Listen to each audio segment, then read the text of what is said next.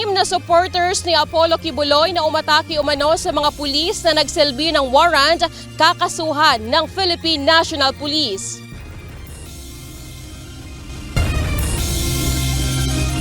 Pangulong Ferdinand Marcos Jr. hinamon ng isang mambabatas na magsalita na laban sa Philippine Offshore Gaming Operators o POGO. Mga nagtampo sa senior high school na persons deprived of liberty sa Tarlac City Jail tutulungang makapag-aral sa kolehiyo ayon sa Bureau of Jail Management and Penology. Pagdaragdag ng bagong Pilipinas Hymn and Pledge sa flag ceremony, hindi nararapat ayon sa isang grupo ng mga guro.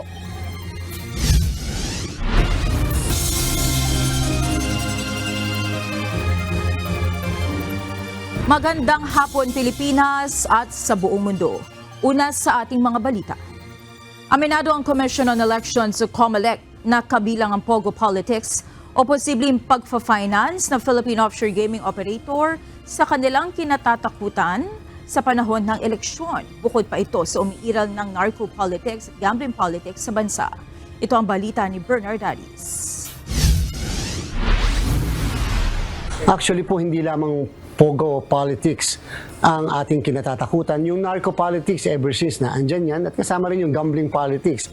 Habang papalapit ang 2025 national and local elections, kabilang sa mainit na usapin ngayon ay ang issue ng POGO politics. Pinangangambahan na baka maimpluwensyahan ng mga sindikato sa Philippine Offshore Gaming Operator o POGO ang mga politiko sa pamamagitan ng pagbuhos ng malaking pera na gagamitin sa kampanya. Ayon kay Commission on Elections o COMELEC Chairman George Erwin Garcia, kabilang ito sa kanilang kinatatakutan. Gaya na lang ng narco-politics kung saan ang pera galing iligal na droga ay ginamit sa eleksyon. Gayunman, walaan niya ito sa kanilang kontrol dahil trabaho ng law enforcement agency ang pagsawata dito. Mas maganda rin na may formal na magrereklamo laban dito. Siguraduhin natin na hindi magagamit yung mga perang yan galing sa narco, galing sa drugs o galing sa POGO o galing sa gambling, sa sugal upang ma-finance ang kandidatura ng isang kandidato. Kaya lang, kakailanganin natin ng suporta rin ng ibang ahensya ng pamahalaan. Sa ngayon, ang tanging magagawa ng COMELEC ay bantayan ng Statement of Contributions and Expenditures o SOSE kung saan mayroong spending limit. Dito makikita kung saan at magkano ang pumasok na pera at ginastos ng kandidato. Isa pa sa nakitang paraan ng COMELEC ay isa publiko o ilagay sa website ang SOSE ng mga kandidato para makita ng publiko at maaring basihan ng posibleng reklamo sa isang kandidato. Bakit itong isang kandidato gumamit ng plane, wala doon sa listahan? So, yan po, may empower natin yung ating mga botante, yung ating mga kababayan para ma-report sa amin na mali yung sinabmit nilang SOSE. Bernard Dadis, UNTV News and Rescue. Diyos ang aming sandigan, serbisyo publiko ang aming pinahalagahan. Hinamon ng isang makabayan block lawmaker si Pangulong Ferdinand Marcos Jr. na magsalita laban sa Philippine Offshore Gaming Operator o POGO. Kasunod ito ng ginawa nitong paghahain ng panukala upang tuluyan na itong ipagbawal sa bansa. Ito ang balita ni Rosalie Cos. At kanina nga sinabi ko na dapat ay magsalita na rin si President Marcos Jr. kasi siya lang naman yung pwedeng magsabi, no? At kung sasabihin niya na ibaban talaga yung mga POGO, dito ay mainam yun. Pero kung hindi siya nagsasabi, baka ano bang masasabi natin dyan? May pinoprotektahan ba? So yun yung tanong natin. Naghain na ng panibagong panukala sa Kamara upang ipagbawal ang operasyon ng Philippine Offshore Gaming Operators o POGO sa bansa. Inihain ng makabayang block lawmakers ang House Bill No. 10525 o Anti-POGO Act of 2024. Layo ng panukala na pawalang bisa ang lisensyang ipinagkaloob sa POGOs. Sa gitna ito ng pagkakadawit sa iba't ibang krimen, gayon din sa mga illegal na aktibidad tulad ng money laundering, illegal immigration and employment, kidnapping at iba pang karahasan. Ayon kay Representative Castro, umaasa siyang uusad ang panukalang ipagbawal ang POGO sa bansa dahil sa mga lumalalang pangyayari ngayon kung saan sangkot pa ang ilang opisyal ng lokal na pamahalaan. Dapat magsalita na rin si Pangulong Ferdinand Marcos Jr. laban sa mga ito. May ilan ng panukalang batas na inihain dito sa Kamara noong 2022 at 2023 na naglalayong ipagbawal at ideklarang iligal ang pogo sa bansa. Kabilang na ang House Bill No. 5082 ni Manila Representative Benny Abante Jr. Gayunman, nakabinbin pa ito sa Kamara. Samantala, isang panukalang batas na rin ang naihain na sa Senado ni Senator Sherwin Gatchalian na layong pawalang bisa ang Republic Act 11590 na nagbubuwis sa mga pogo. So, anyway, yung resolution that I filed banning pogo has been approved in the committee. So, palagay ko, ngayon pagkatapos ng SONA, isasalang na yan sa plenary, no? Hopefully, in the Senate naman, makikita naman nila yung talagang nangyayari sa bansa natin when it comes to pogo. So palagay ko, suportahan naman ng Senado ang House tungkol dito. Hopefully, dahil doon sa mga nagaganap na mga recent na mga pangyayari na palala ng palala, na na-involve na rin ang mga local officials, ay siguro makikita na rin ng leadership ng House of Representatives na it's urgent na dapat ay ito ay dinggin na rin, no, lahat ng mga bills banning pogo. Ayon naman sa Philippine Amusement and Gaming Corporation o PAGCOR, hindi ang mga lisensyadong pogo ang totoong banta, kundi ang alien hackers, scammers at cybercriminals na bahagi umano ng mga sindikatong nag-ooperate ng illegal na pogos. Si Albay 2nd District Representative Joey Salceda, chairperson ng House Committee on Ways and Means, suportado ang phase-out sa mga tinatawag nitong bad and mediocre licensees sa offshore gaming licensees at hindi ang buong industriya. At dapat din anyang ipatupad ang batas. Samantala, tinanong din si Speaker Martin Romualdez kung maikukonsidera ba nitong banta sa pambansang seguridad ang pogo. Basta susunod lang lahat ng mga stakeholders dito sa lahat ng mga sektor ay sumunod lang sa mga batas, okay. Pero pag lumalabag, kahit sino ka man, at talagang mapapaparusahan kayo. Rosa Licoz, UNTV News and Rescue. Diyos ang aming sandigan, serbisyo publiko ang aming pinahahalagahan. Nagsagawa ng kilos protesta ang Atin Ito Coalition sa tanggapan ng Chinese Consular sa Makati City kaninang umaga. Pangunahing panawagan ng grupo sa Chinese Consulate ang kalayaan mula sa pagsalakay at militarisasyon ng China sa West Philippine Sea. Hinaing din ng mga ito ang epekto sa kabuhayan ng mga Pilipinong mangingisda ng mga pangaharas ng China sa naturang karagatan. Kinondena ng mga rallyista ang kamakailan lang na pangaagaw ng mga tauhan ng China sa airdrop supply na may pagkain at gamot para sa mga Pilipino sundalo sa BRP Sierra Madre na nakaestasyon sa Ayungin Shoal. Gayon din ang panghaharang at sadya pambabangga ng China Coast Guard sa mga Philippine boat na nagsasagawa ng medical evacuation sa Escoda Shoal. Bahagi ito ng paggunita bukas ng bansa sa ika-126 na taon na kasarilan ng Pilipinas. Kung nanalo tayo nung nakaraan at nanindigan tayo sa ating kasaysayan, patuloy rin tayong maninindigan sa mga nananakop sa atin ngayon, lalo na laban sa pananakop ng China sa West Philippine Sea. Malaki ang posibilidad na maabot ng Bangko Sentral ng Pilipinas ang tinataya nitong 2 hanggang 4% na inflation rate para sa taong 2024. Ayon sa isang ekonomista, umeepekto na ang mga ipinatupad na hakbang ng pamahalaan na naglalayong mapababa ang presyo ng mga pangunahing bilihin sa merkado. Ito ang balita ni Nel Maribuhok. Kaya yung full year, pwedeng 3.6%. Doon sa mga calculation na, yun, possible yun. No? Running through the numbers. Posibleng kayanin ng Pilipinas na maabot ang 2 to 4% inflation rate para sa buong taon ng 2024. Ayon kay RCBC Chief Economist Michael Ricafort, maaaring bumagal sa 3.6% ang inflation o ang bilis ng pagtaas ng presyo ng mga produkto at serbisyo. Paliwanag niya, nagkakaroon na ng positibong epekto ang ilang ipinatupad na hakbang ng Administrasyong Marcos na layong mapababa ang presyo ng ilang produktong agrikultura. Isa na rito ang pananatili sa ipinapatupad ng mababang taripa sa imported na karne ng baboy at mais sa ilalim ng Executive Order number 50. Ano yung non-monetary measures, yung Executive Order ng number 50? So, gumagana naman yung mga yun. Di ba? Gumagana naman. Pati yung, ito rin, yung at least ma-enhance yung importation procedures, yung timeliness, mapabilis yung proseso, no? At hindi ma-delay yung mga importation ng mga basic necessities na yan. Kamakailan naman inaprubahan ng National Economic Development Authority Board ang pagtapyas ng 20% sa ipinapataw na taripa sa bigas. Dahil sa nakikitang posibleng pagbagal ng inflation ngayong taon, ayon kay Ricafort, maaari nang bawasan ng BSP ang ipinapataw na interest rate. Which is well within the BSP's inflation target of 2 to 4%. So meaning, justified yung central bank na mag-cut ng interest rate. Kung anytime na, yun, in the coming months, no? Pwede na. Ang interest rate ay basihan ng mga bangko sa ipinapataw na tubo sa mga pautang. Itinataas ng BSP ang interest rate upang mapigilan ang pagtaas ng presyo ng mga bilihin at pagsadsad ng halaga ng piso. Nel Maribuho, UNTV News and Rescue.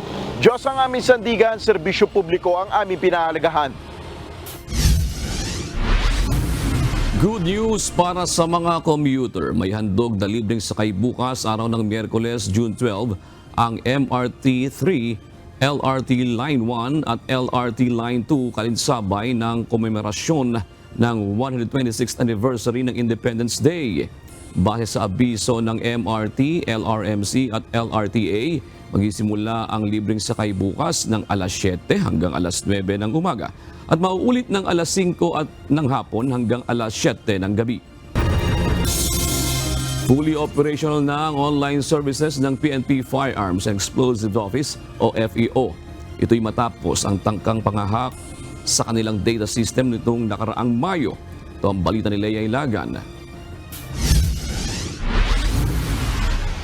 Sa ngayon, fully operational tayo ng FEO online system and may nilagay tayo ng mga security features para po maiwasan yung at least mahirapan kung hindi maiwasan yung mga incident like yung mga reported breach nga. Balik na sa normal ang online services ng Philippine National Police Firearms and Explosives Office simula noong June 7. Ito'y matapos na pansamantalang suspendehin noong May 17 dahil sa data breach.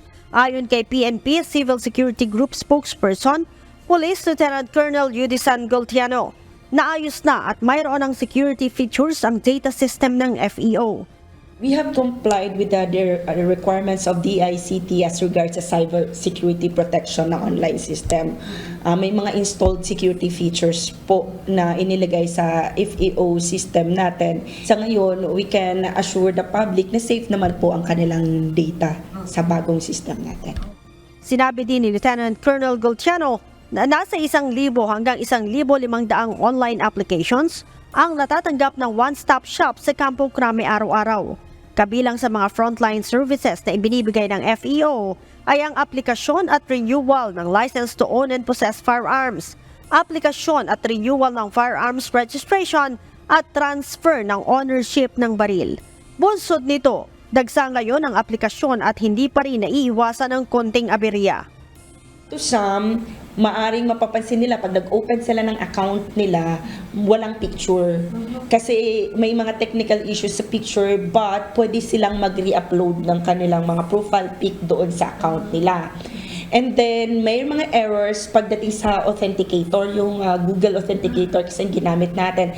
Probably because hindi nakasync yung time na ginamit sa device nila at sa Google Authenticator. Mas better kung i-adjust nila yung sa settings nung time, gawing automatic para automatically mag-sync doon sa device na ginamit nila. Inamin din ng CSG na hindi pa rin gumagana ang online service ng Supervisory Office for Security and Investigation Agency o SOSIA. May payo naman ang CSG sa mga gwardya na expired na ang lisensya at naabutan ng suspensyon ng online application. pwede silang manghingi ng certification. Kung nakaprocess sila through the training center nila, pwedeng maghingi ng certification sa SOSHA na ongoing or may pending application sila for renewal. Leia Ilagan, UNTV, News and Rescue. Diyos ang aming sandigan, serbisyo publiko ang aming pinahahalagahan. Tinawag na misleading, irresponsable at insulto ng Department of Justice ang pahayag ni Atty. Ferdinand Topacio kaugnay sa pagpapalaya kay dating Congressman Arnolfo Arnie Teves Jr. Ito'y matapos sabihin ng abogado na idineklarang illegal ng Timor-Leste Court ang pagkakakulong sa kanyang kliyente habang naghihintay ng extradition trial. Ayon kay DOJ spokesperson Miko Clavano, bahagi lamang ng proseso ng Pulisya National ng Timor-Leste ang pagpapalaya at muling pag-aresto sa puganteng dating mambabatas. Binigyan din ito na naisumite nila ang lahat ng kailangan para sa request for extradition kay Teves. Sinabi pa ni Asek Clavano na bagamat may utang na loob si Topacio sa kanyang kliyente, siya ay nananatiling opisyal ng hukuman at dapat kumilos ng naaayon upang mapanatili ang integridad nito.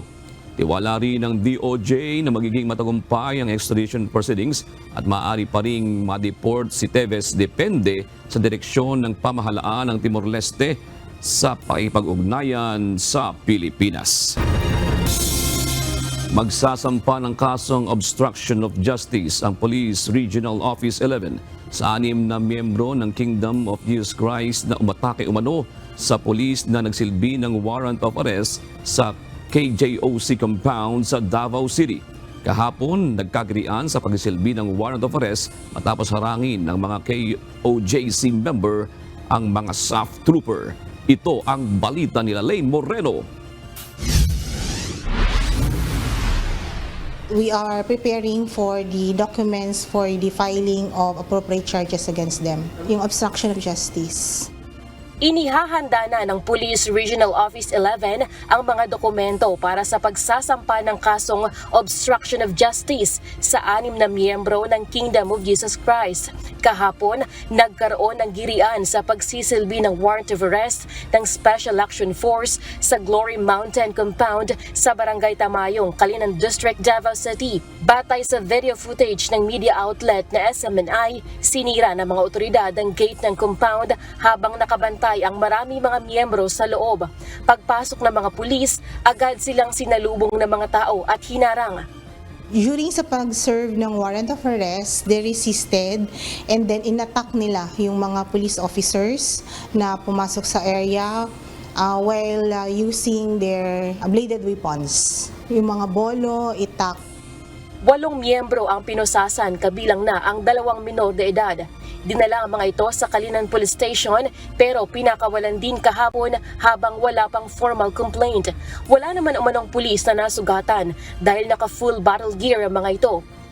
Nanindigan naman ng Police Regional Office 11 na legal ang kanilang ginawang pagpasok sa mga properties ni Kibuloy kahit wala silang dala na search warrant. Wala yung liability in the sense na kasali yun siya sa Criminal Rules of Procedure Section 11 na police officers have the right to break any building or enclosure kung hindi pinapasok after nagpakilala at sinabi kung ano yung purpose. Iginagalang din ito ang karapatan ng KOJC na magsampa ng kaso laban sa mga otoridad. Sa official statement ng Kingdom of Jesus Christ o KOJC, maghahain sila ng reklamo sa mga pulis na umaresto sa kanilang kasamahan. Kinundina din nila ang ginawang paraan ng mga otoridad para arestuhin ang kanilang religious leader at 5 pang kapwa nito akusado. Masyado umanong excessive at overkill ang pag-deploy ng mga PNP Special Action Force at CIDG na naka-full battle gear sa KOJC compound. Samantala, para kay dating Pangulong Rodrigo Duterte, hindi katanggap-tanggap ang pamamaraan ng PNP sa pagsilbi ng warrant kay Kibuloy. Ayon pa sa dating Pangulo, tila overkill ang nais maiwang trademark ng Marcos administration sa pagtrato ng mga akusado na hindi pa nahatulan at sa mga kritiko ng kanilang administrasyon. Tanong pa ng dating Pangulo, paano matitiyak ng Marcos administration na maiingatan ang constitutional rights ng mga Pilipino kung ang kanilang pangunahing karapatan ay nilalabag? Lelaine Morano, UNTV News and Rescue. Diyos ang aming sandigan, serbisyo publiko ang aming pinahahalagahan. Naaresto ng pulisya ang sospek sa pamamaril sa isang babaeng prosecutor sa Digos City, Davao del Sur matapos ang sinagawang hot pursuit operations. Nakilala ng mga otoridad ang sospek sa pamamagitan ng CCTV footage at salaysay ng mga nakasaksi sa krimen. Kinilala ang sospek na si Arnel de la Peña na half-brother din ng biktima. Pasado alas 5 ng hapon kahapon ng pagbabarilin sa Chapter 8 Tienda, Barangay Playa, Digos City, ang biktimang si Attorney Eleanor de la Peña, 54 anyos, na isang provincial prosecutor sa Davao Occidental. He is now under the custody of Digos Police Station while the station is preparing for the appropriate charges against the suspect for filing of a case through inquest proceedings. Ang motive is on the land conflict ng family. Naharap naman ang sospek sa kasong murder. Nagdadalamhati naman ang National Prosecution Service 11 sa walang awang pagpatay kay Attorney de la Peña. Nangako rin ito na iimbestigahan ang kaso para makamit ang hustisya.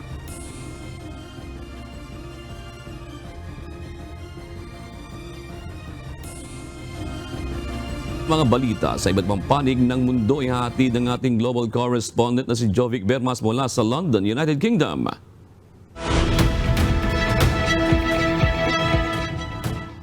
Magandang gabi, Jovic. Ano ba ang posisyon ng UK government sa proposed ceasefire para sa Israel at Gaza? Magandang gabi, June. Matagal nang nanawagan ng United Kingdom para sa agarang tigil putukan sa Gaza. Ito ay upang tapusin ang mga hostilidad sa pagitan ng Israel at Hamas. Kaya naman dyan sa isa ang bansang UK, sa 15 members ng United Nations Security Council na pumabor sa ceasefire plan.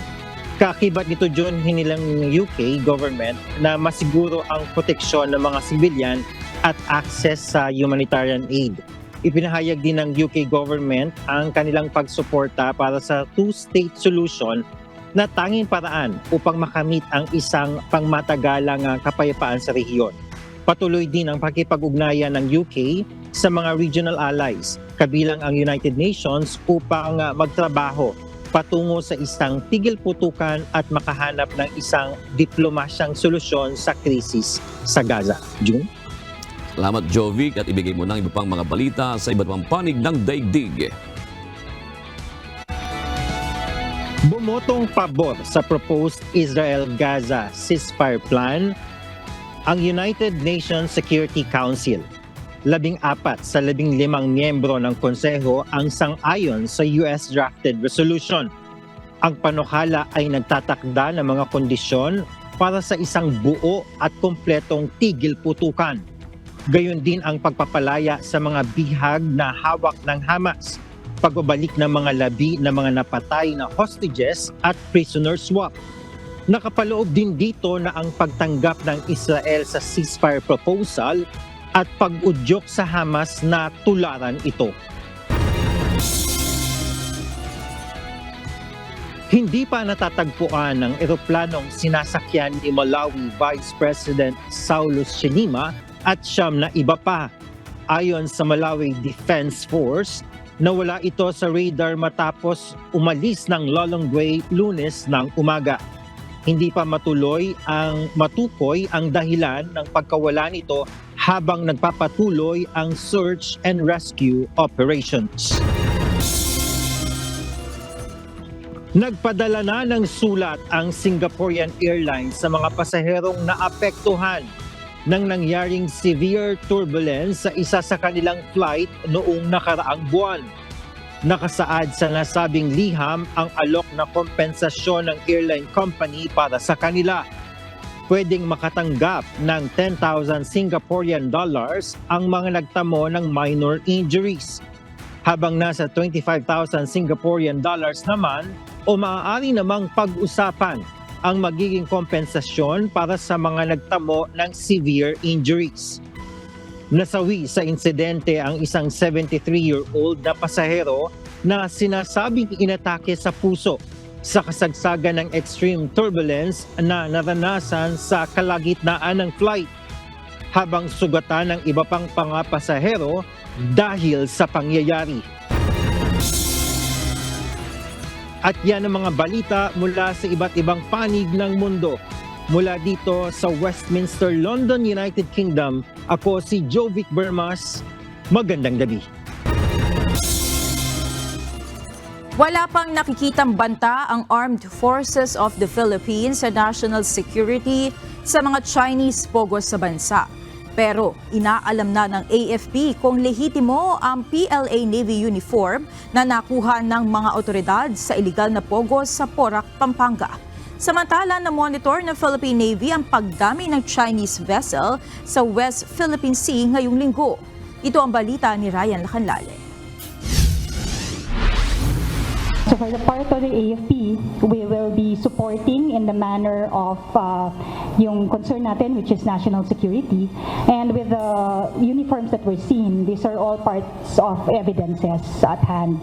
Inaalam na ng Armed Forces of the Philippines kung mga lehitimong uniforme ng People's Liberation Army Navy ang nakuha sa Lucky South 99 compound sa Porac, Pampanga.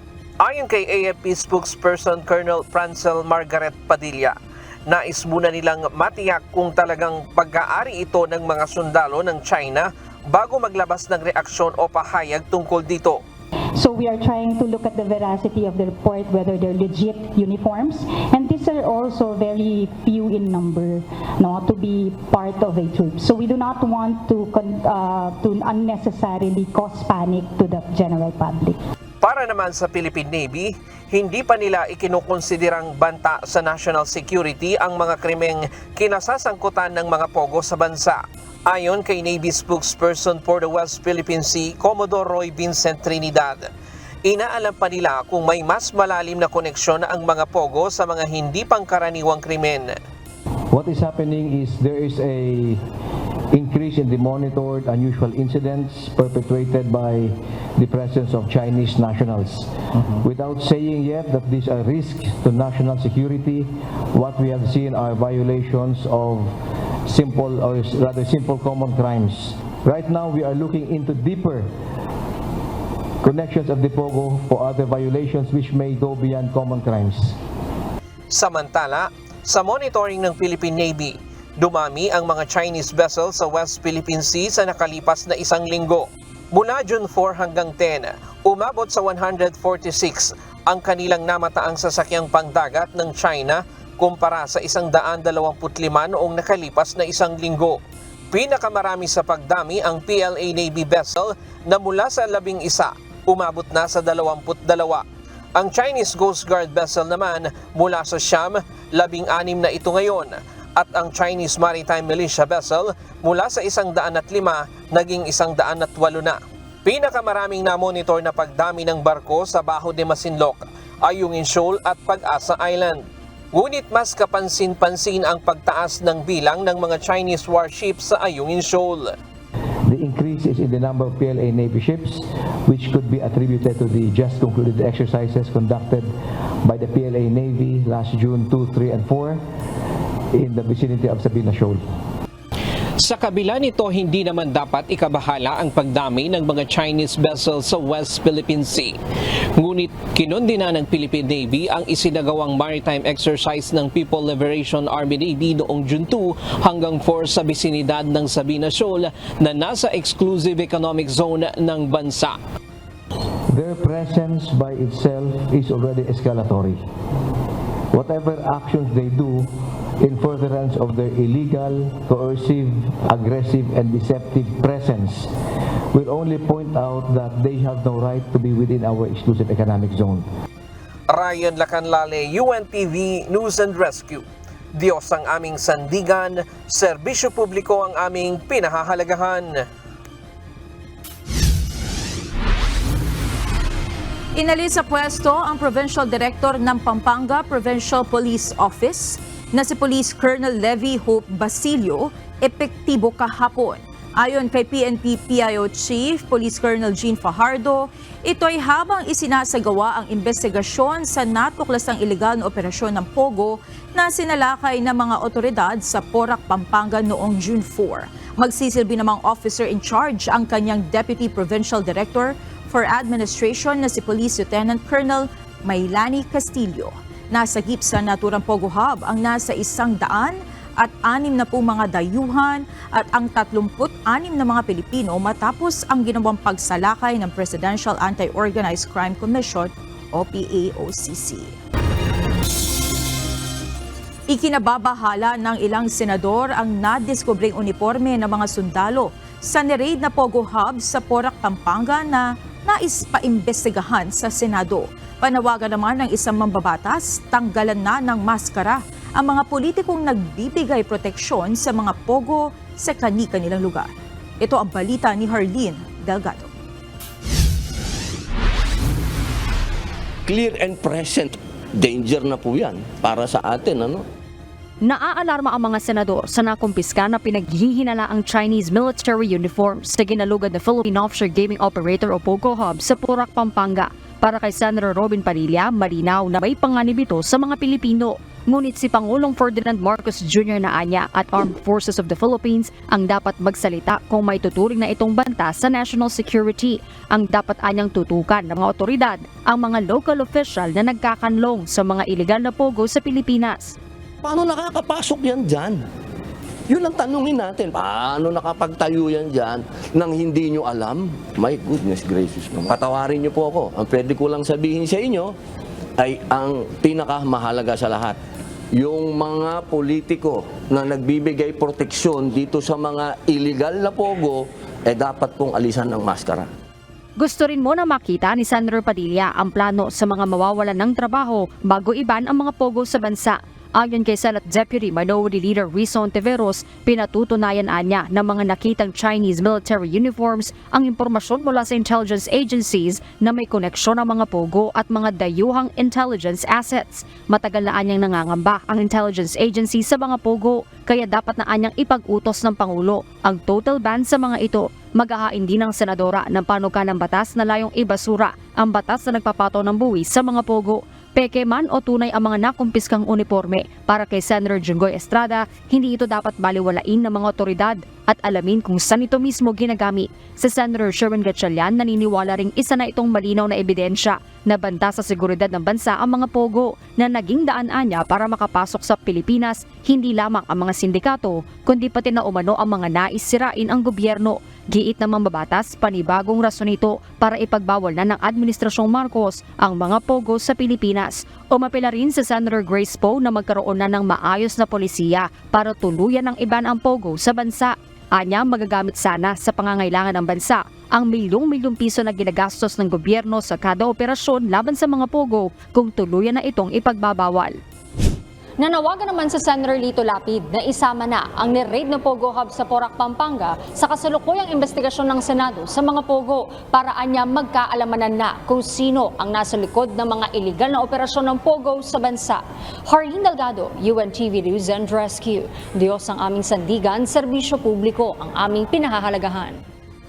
Inamin ng Philippine National Police Drug Enforcement Group na isang hamon ng tila pagtaas ng demand ng ketamine sa bansa. Ayon kay PNP DEG Director Police Brigadier General Eliazar Mata, ito'y matapos na masabat nila sa isang bypass operation ang nasa 47 kilos ng ketamine na nagkakahalaga ng 235 million pesos mula sa dalawang Pakistani national. Ito ang balita ni Leia Ilagan. May demand siya, kaya andi dito siya sa Pilipinas. Kasi ano siya, depression siya. May anesthetic effect siya sa tao na gumagamit nito. Pampakalma. Na may demand siya sa market. Though ang number one substance abuse pa rin sa Philippines, yun siya po. Hindi na bago ang pagkakasabat ng ketamine sa Pilipinas. Subalit ayon kay Philippine National Police Drug Enforcement Group Director, Police Brigadier General Eliazar Mata, Malaking hamon sa kanila ang tila pagtaas ng demand nito sa bansa. Hindi naman itong first time na malaki. May market kasi siya. May may legal use siya. Prescribed but dangerous drug. Pag naabuso, it will lead to the death of an individual or user. Noong 1 linggo, naaresto sa isang buy-bust operation ang 2 Pakistani national sa parking lot ng isang hotel sa Malate, Manila. Nakumpiska sa kanila ang nasa 47 kilos ng ketamine na nagkakahalaga ng 235 million pesos. Sinabi ni Brigadier General Mata na posibleng mga kabataan ang parokyano ng ketamine sa bansa. Sa public, makakabili ka, di ba, prescribed, mga beyond that limit, parang 15 milliliter ng dosage, illegal na siya kasi when used excessively, may bad effect sa tao, di ba? And will cause death ng tao. Yun ang bad effect. Alam mo, yung mga youth ngayon is very adventurous, di ba? All kind of drugs are being tested by them, di ba? And andyan yan sa market. Ang ketamine ay isang uri ng dissociative anesthetic na ginagamit medically bilang maintenance ng anesthesia. Maaari din itong gamot sa pain at depresyon, ngunit lubhang delikado kapag napasobra. Bukod sa 2 naarestong suspect, kinumpirma ni Brigadier General Mata na mayroon pa silang mga pinaghahanap. Yung PNP nyo po at PDEA ay continuously conducting follow-up operation for possible arrest ng mga people or person behind ng smuggling ng illegal drugs dito sa Philippines. Yeah, meron yan kasi sila parang second-hand, lang sila supplier. They transact to the locals. Yung mga first-hand supplier, hindi na halos makipag-usap sa atin yan, di ba? Yan ang modus niyan. May hahanap sila ng second-hand. Ang 2 Pakistani ay nasampahan na ng reklamong paglabag sa Section 5 at Section 26 ng Republic Act 9165 o Comprehensive Dangerous Drugs Act of 2002. Leia Ilagan, UNTV, News and Rescue. Diyos ang aming sandigan, serbisyo publiko ang aming pinahahalagahan. Inisyuhan na ng show cause order ng Land Transportation, Franchising and Regulatory Board o LTFRB ang operator ng jeep na nag-body shame sa isang pasahero noong June 7. Ipinatatawag ng LTFRB ang may-ari ng jeep na sangkot sa insidente at pinadadalo sa isang pagdinig na gaganapin sa Biyernes ng alas 2:30 ng hapon. Nag-ugat ang issue mula sa post ng pasaherong si Joyce Gutierrez. Kwento nito, pinababa siya ng driver ng jeep na kanyang nasakyan dahil umano sa pagiging mataba ng kanyang pangangatawan. Kinunan niya ito ng video at dumulog sa kinauukulan upang ireklamo ang pambabastos at pamamahiya sa kanya ng driver.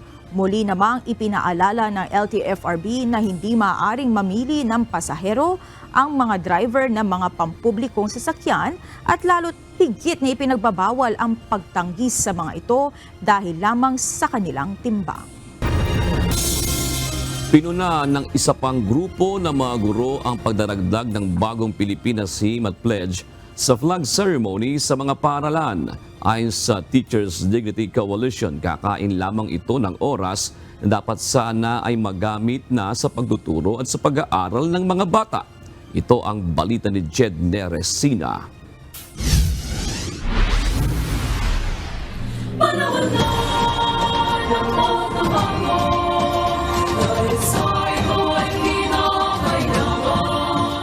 Higit 3 minuto, ganito kahaba ang bagong Pilipinas Hymn na isasama sa mga flag raising ceremony ng lahat ng ahensya at instrumentalities ng pamahalaan, kabilang na ang government-owned at controlled corporations, educational institutions gaya ng state universities and colleges. Bukod pa rito, kailangang ding isama sa lingguhang flag ceremonies ang pagbanggit sa bagong Pilipinas Pledge na maaaring tumagal ng 1 minuto.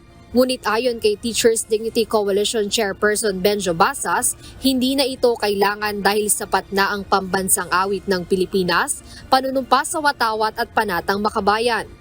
Mas appealing no, mas tumatama sa puso, no, yung letra, no, ng ating pambansang awit, no, pati na yung ating tradisyonal na panatang makabayan at panunumpa sa watawat. This is not practical, no. At the same time, hindi naman siya kailangan, hindi siya necessary, no, lalo na kung ang layunin ay supposedly magturo, no, ng patriotism or nationalism, no.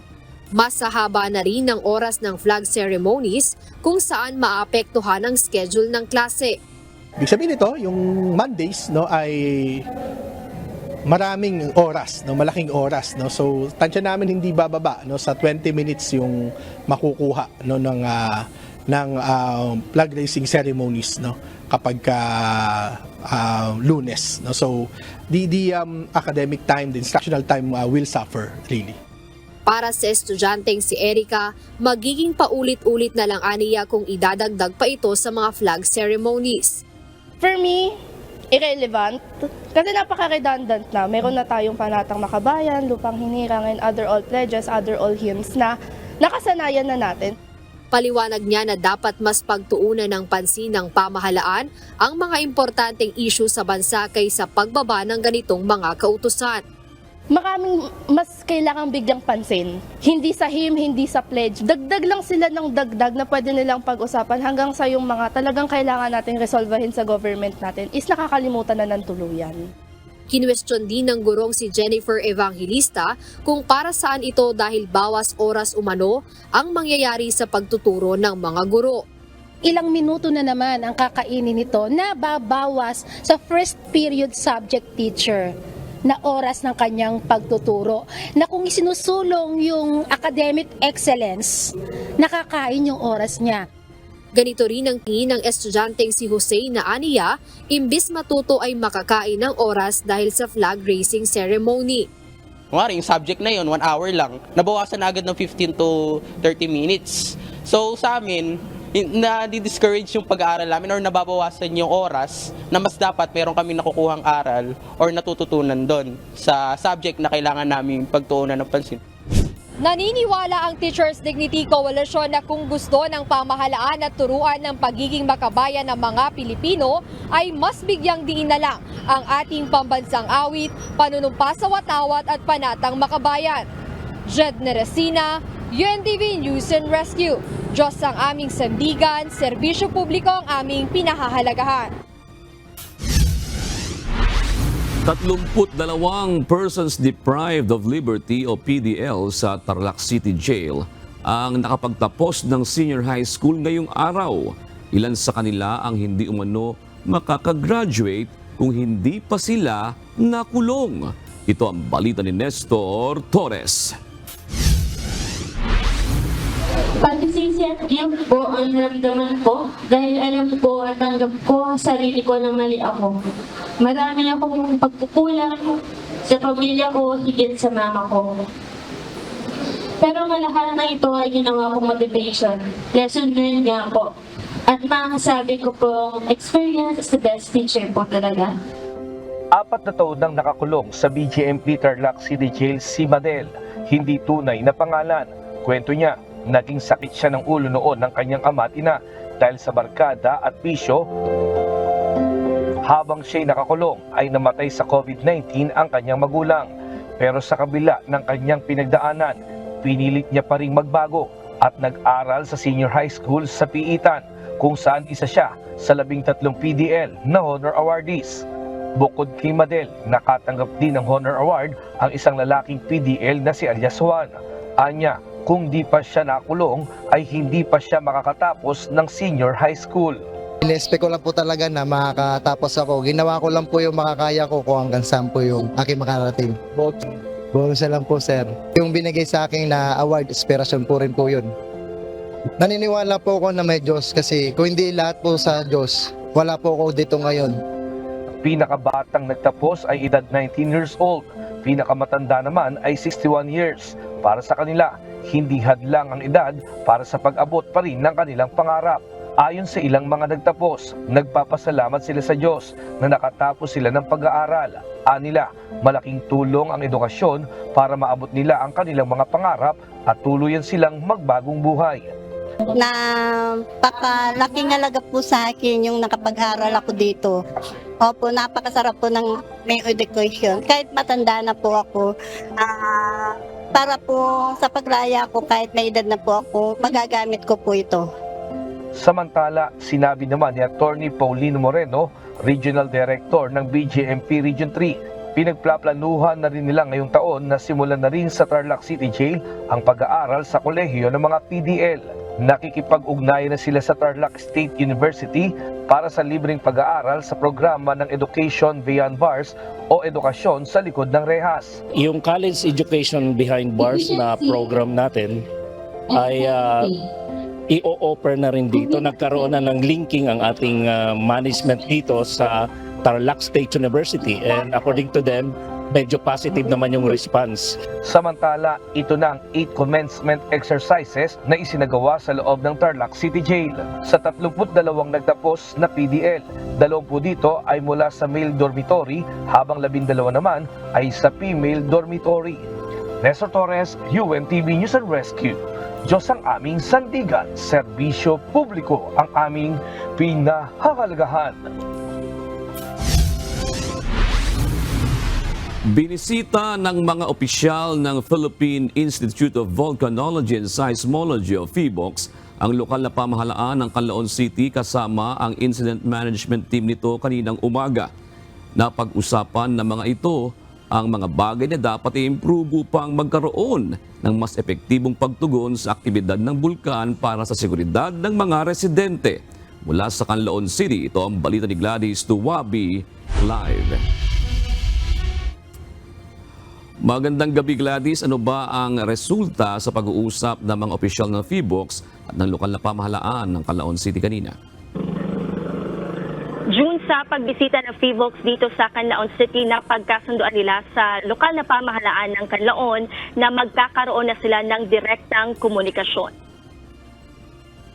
Sa pamamagitan nito, hindi na maghihintay sa 24-hour summary o advisory ng PHIVOLCS ang lokal na pamahalaan sa kalagayan ng bulkan. At maaari na itong makapagplano at makapagsagawa ng aksyon na alinsunod sa guidance ng PHIVOLCS at Office of the Civil Defense.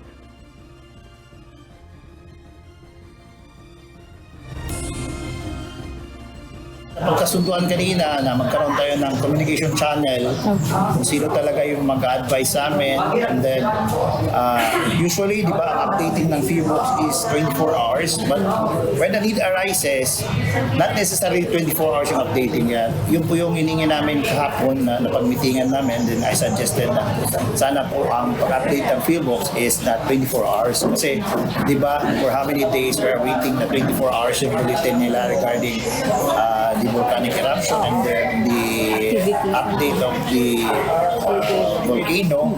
So ngayon kanina napag-usapan namin na through Viber or other means of communication and then possibly din magkaroon kami ng direct communication dito sa LGU.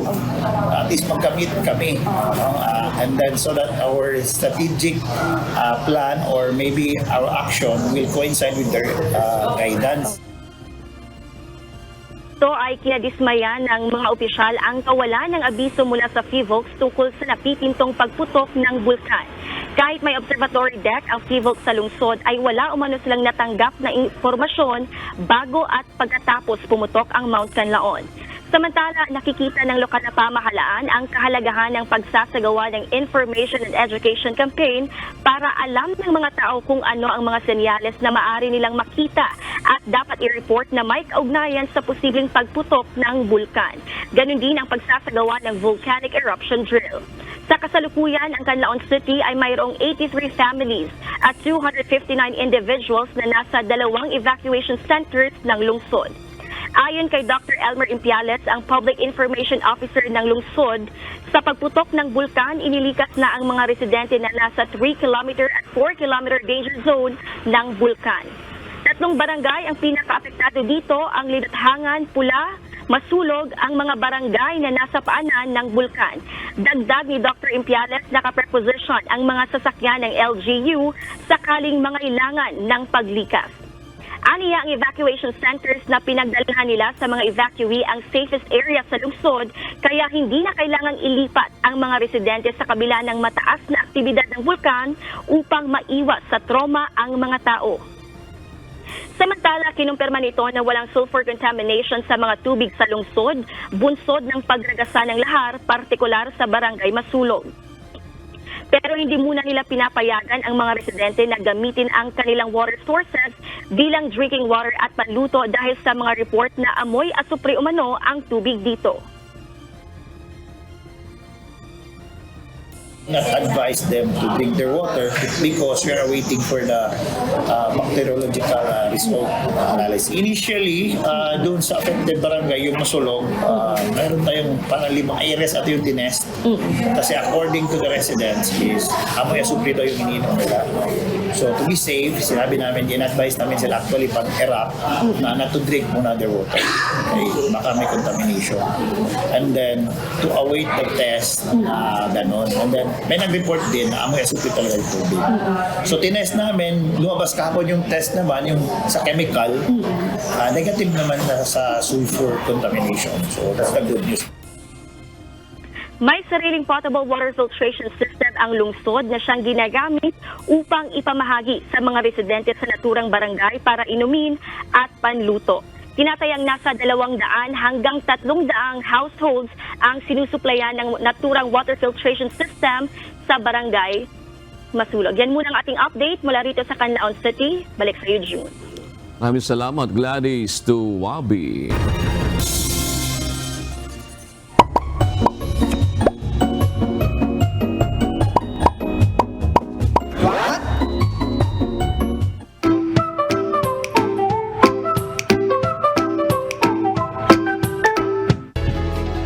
Dagdag kaalaman po, kapag barado ang ilong o kaya ay sinisipon, karaniwan na binibili na gamot ay ang mga may sangkap na phenylpropanolamine o mas kilala sa brand name na Decolgen at Simdex. Pero alam ba ninyo na hindi basta dapat uminom ng gamot na may phenylpropanolamine lalo na kung ikaw ay may medical condition? Isa sa mga dapat mag-ingat sa pag-inom ng gamot na may ganitong sangkap ay ang mga tumataas ang blood pressure. Ito ay dahil sa ang ganitong sangkap ay sanhi po ng vasoconstriction o ang pagsikip ng blood vessels dahil sumisikip ang daluyan ng dugo, lalo pa itong nagiging sanhi para tumaas ang blood pressure. Mas malaki na posibilidad na maging sanhi ng pagtaas ng blood pressure ang pag-inom ng ganitong mga sangkap kung sasabayan pa ito ng pag-inom ng mga inumin na may caffeine tulad ng kape, tea at cola. Bukod sa mga nakakaranas ng high blood pressure, ang mga tao na may sakit sa nervous system ay isa rin sa pinag-iingat sa pag-inom ng mga gamot na may ganitong sangkap dahil maari itong mag-trigger ng panginginig, anxiety, insomnia, pagkahilo, pagkaramdam ng nerbiyos at pagsakit ng ulo. May mga gamot din na hindi maaring inumin kasabay ng may ganitong sangkap dahil may masamang epekto ito sa katawan. Kabilang dito ang ilan na mga gamot para sa hika, hypertension, depression, bacterial at protozoal infection at psychosis. Tandaan na kahit na over-the-counter drugs ang mga gamot na may phenylpropanolamine, mas makabubuti kung kukonsulta muna sa doktor bago uminom nito. Sana po may natutuhan kayo. At sa lahat po ng merong mga nararamdaman, pwede kayong kumonsulta sa doktor para makapag-ingat po tayo. Sana po may natutuhan kayo at laging tatandaan, mapalad ang tao na nakakasumpo ng karunungan at ang tao na nagtatamo ng kaunawaan.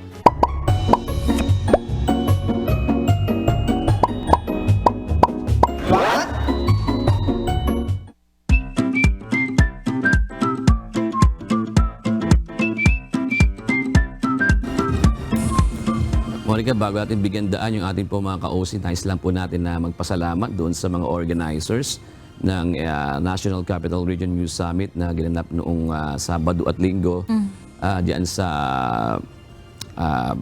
Buting Elementary School diyan sa Pasig City. Yan. Kasama natin dyan sila Rosalico, si Joe Anano, yung ating pong mga si Fabian Rodriguez sa nagturo naman sila ng camera operations. Si ating mga video editors dito, buong pwersa yung mga yan. Nagturo din naman ng mga video editing techniques. Ating pong mga karamihan dyan mga youth. Tapos sumama na rin itong ating UNTV News and Rescue teams ng mga 5 teams sila dyan na sinamantala rin yung pagkakataon na matuto ng video editing. Iba pa, pati script writing. Salamat din dun sa pamunuan na Monica ng Buting Elementary School sa Pasig City. Ilan in total yung attendees na sumali? Parang ang dami, no? 300 plus yan. Wow. Actually, ano yan, doon sa school, 3 area kami. Doon sa auditorium, doon yung mga gustong matutong magsulat, yung mga gustong matutong mag-camera doon sa may covered court, yun naman sa editing, doon sa may isang hall doon na ginamit nila. Tapos after that, lumipat sila ng isang kwarto dahil medyo para mas matutukan nila sa air condition room para mas matutukan nila yung pag-e-edit. So, natuto naman. Oo. Ang ganda niyan kasi alam mo, ako graduate ako ng mass communication, pero magmula nung masabak ako talaga doon sa actual. Ibang-iba pala talaga yung theoretical kumpara doon sa practical. Kaya nakakatuwa na meron tayong ganitong news summit doon sa mga gustong maranasan kung ano talagang nangyayari behind the scenes, no, sa news gathering, sa news reporting, sa news editing. Nararanasan nila yan. Kasi iba talaga sa libro eh. Correct. Ibang-iba. After talaga ng mga lectures, may practical application na kaagad. So, maayos naman yung mga bata dahil maaga sila. Kumbaga, kasi ngayon, ang ano naman ngayon, ang technology, alam naman nila paano na gamitin, madali silang Cellphone turuan. nga pwede na, di ba? Isa rin sa mga tinuro natin dyan, yung mobile journalism. Yung mobile journalism na yun, talagang si Kuya Daniel ang unang nakaisip nun at ginawa niya nung way back 2007. Nagsimula kami niyan noong election, midterm election din yun. May 2007, 3G signal nun. Yun ang gusto ko, pero ano cellphone no? 3G signal. Yung mga Nokia, mga Ericsson, hindi naman siguro masamang banggitin yung mga yun talaga nun. Wala pa kasing ano nun Apple kasi hindi pa uso yung smartphone talaga nun. Pero mali yung video nung kasi medyo hindi kasing linaw talaga ngayon dahil 3G nga eh. Talaga maghahanap ka. Ako naranasan ko kasi yan, Monica, noong na-monitor ko yung na-aksidente yung si dating Senador Sagisag at yung asawa niya. Dinala sa Makati Medical Center. Pinuntahan ko yun. Nakakapag-report ako. Yun ang gamit ko. Naka-live ako na 3G signal. Tingin nga sa yung mga kasama natin media. Lalaki siyempre ng gamit nila. Kailangan mo ng OB-ban, ganyan. Ako nakapag-report ako. Kaya sabi ko na tama yung konsepto ni Kuya na pwede talagang gamitin yung technology. Although yung time na yun talaga, malabo yung, hindi kasing linaw ngayon. Pero makikita mo naman yung tao, kaya lang hindi kasing, kumbaga, hindi kasing, tawag ito. In high resolution. Yes, hindi ganun, hindi sa high res talaga. Hindi ganun kasing tikas yung kumbaga sa ano ng video. Kaya yan. Ang maganda lang talaga yung mobility, no? Na kahit saan, basta may signal, yun lang, basta may signal, ay magagamit mo. Unlike kasi minsan, di ba, yung kuwari malalaking camera na kailangan mahahabang kable at kailangan 2, 3 tao ang magdadala. Pero kapag cellphone lang, kahit ikaw lang kaya. Tsaka ngayon kasi dati nun, ang isang disadvantage din kasi yung yung power ng battery, di ba? Pero ngayon hindi, may mga cellphone na ngayon. Kaya lang, medyo mahal nga lang. Tsaka power bank. Medyo mahal nga lang kasi yung mga high resolution na cellphone ngayon. At pagka nasa, malayo ka, pag zoom in mong ganun, kayang-kaya nila, malinaw pa rin eh. Yun ang kagandahan niya. Pero siyempre, maganda rin kasi matutunan din ng mga bata talaga, Monica, yung ethics sa pagbabalita. Kasi kahit nang magaling ka, pag bumagsak ka sa ethics, may sira karir mo eh.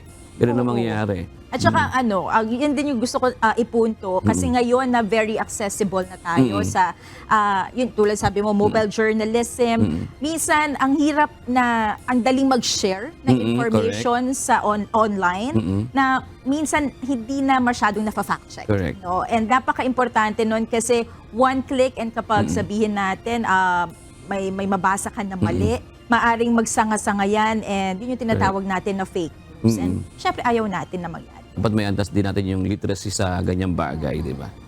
Yan, salamat po sa lahat ng organizers at sa pag-imbita nyo sa UNTV News and Rescue team natin para magbigay sa inyo o mag-share ng amin po mga natutunan mula pa noon kay Kuya Daniel Rason, yung kanyang mga tinuro at yung mga ideya niya sa ating dito sa UNTV. Salamat po. Ito na. Yan, ito na ating mga kausi. Batiin na natin yung ating mga masusugid, mga bago na kausi. Shoutout po kina Isidro Alameda, Richard Alvarado at si Felix Mojica. Gayon din kay Paul Bolos, Antonio Gita at Vilma Ostria. Maraming salamat po sa inyong pagtutok at hanggang bukas po. At narito po ang salita ng Diyos na ating sandigan mula sa aklat ng mga awit. 145 at 16 na nagsasabi, iyong binubuksan ang iyong kamay at sinasapatan mo ang nasa ng bawat bagay na may buhay.